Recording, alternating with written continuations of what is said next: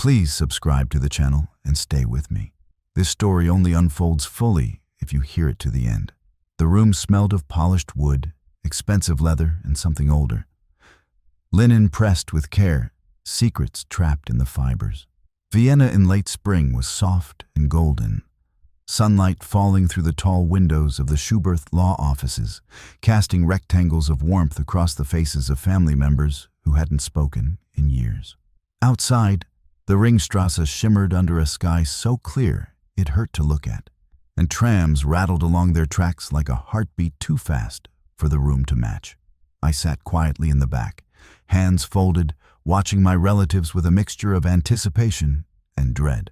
My name is Emil Falkenrath, and I was about to learn the truth my grandfather had carried to his grave. Some legacies are not measured in money, but in power and humiliation. The lawyer, a stern man with a gray suit and sharper eyes, cleared his throat. "We are gathered to honor the last wishes of Herr Dietrich Falkenrath."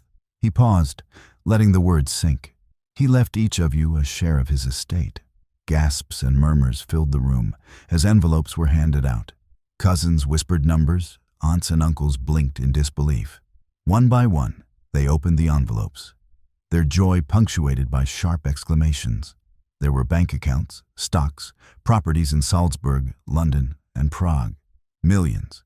Mercedes, artworks, vineyards in Tuscany. My grandfather had been meticulous in his generosity, or cruelty, depending on one's perspective. Then came mine. I unfolded the letter carefully. My eyes scanned the text. A single sentence, typed and underlined. "Emil receives only my personal journal. Instructions inside." I looked up at the room. My father's lips twitched, trying to contain a smile. My mother stared, shocked into silence. Cousins whispered, thinking it a joke. My aunt leaned forward. "But he's your grandson," she said incredulously. "Yes," said the lawyer. "This is as intended. Emil has been singled out to inherit something intangible, though potentially transformative."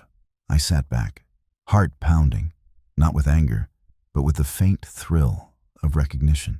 My grandfather had never been kind.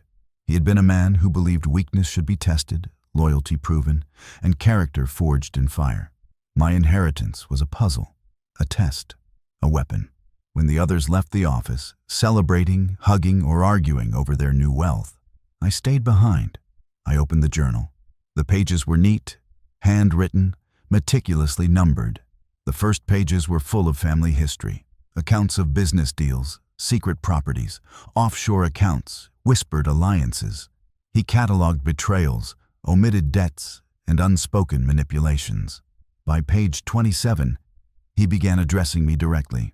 "Emil," he wrote, "you have always been quiet, overlooked, underestimated. The family believes you are unworthy. They are right. But in being underestimated, you have a weapon no one else has. Invisibility.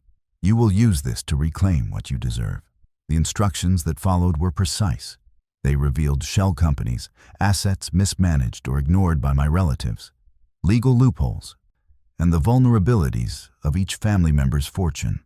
It was a map of power, disguised as a diary. Over the next weeks, I studied every line. Vienna's spring turned to summer, and I moved through the city with calm focus, attending galleries, conferences, and family events without ever revealing my knowledge. I watched my cousins squabble over vineyards.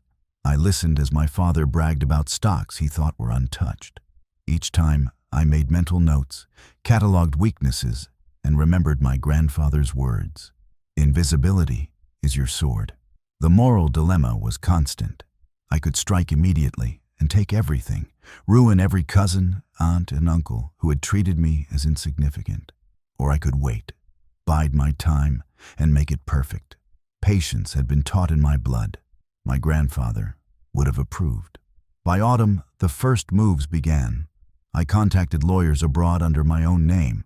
I adjusted corporate filings quietly, claimed dormant shares, rectified mismanaged trusts. No one noticed. Slowly, the control shifted.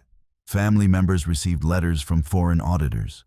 Banks froze accounts until clarity was obtained, and properties could not be transferred due to compliance reviews I had quietly instigated.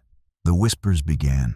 Cousins called my father, questioning why Emil was suddenly so involved. He waved them off, unaware that the seeds had been sown years ago when I had been trained to notice patterns they could not. Claire, my cousin, and the most outspoken of them all, confronted me at a dinner in our grandfather's old Viennese apartment. "Emil, you're meddling. You have no right," she said, trembling between indignation and fear. I smiled politely. "I have every right the family has always denied me," I said, "and I am simply following the instructions left for me." Her face paled. You mean Dietrich's journal?" "Exactly." Winter arrived early, snow blanketing the city, softening the sounds of trams and traffic. By then, control of the majority of family trusts had quietly shifted to my name. I waited until the Christmas gala, a night everyone anticipated with glitter and champagne, to make my move public. I arrived late, unassuming in a charcoal coat, carrying only a leather briefcase. My relatives were engrossed in trivial arguments over who would inherit the Rothenberg vineyard. My father was boasting to cousins about his savvy investments. Claire was arguing about art auctions. Helena, my aunt, glanced at me with mild disdain, as always.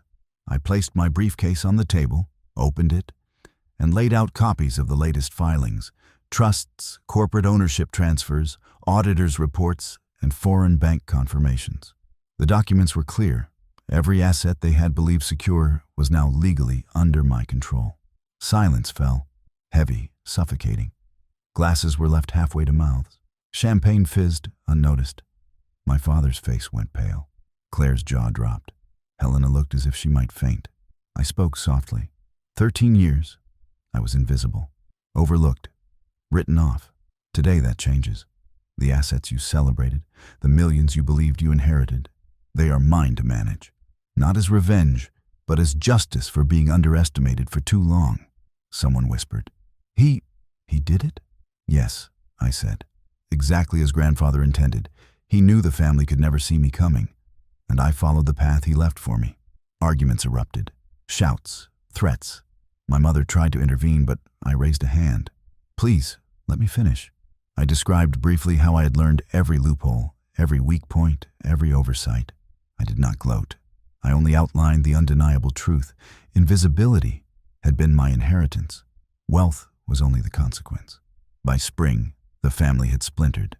Some relatives left Vienna, fleeing public embarrassment. Others tried legal action, only to find the structures airtight. The Rothenberg vineyard, multiple European properties, and offshore trusts were under my stewardship. My father, humbled, finally spoke to me with respect, though he admitted he would never forgive Helena for underestimating me. I kept my grandfather's journal close, not as a roadmap to fortune, but as a reminder. Power is earned quietly, invisibly, over time. The cousins I had once watched laughing at my supposed inferiority now looked to me with caution. At the first anniversary of the will reading, I returned to the same law office. Sunlight spilled over polished floors, echoing the way it had that day, a year ago. I opened the journal to a random page, smiled, and read, "Some are born to inherit. Some are born to claim what others never see coming." I leaned back in the chair, sipping my espresso, feeling the warmth spread through me. Vienna stretched outside the window, indifferent, beautiful and unaware that its quiet streets had witnessed the long, patient justice of a grandson finally recognized. By the time the first snow fell that winter, I was in full control, not only of the fortune, but of the narrative. My grandfather's final lesson had been fulfilled. Patience, observation, invisibility. And now, power. No one had anticipated it. No one ever would.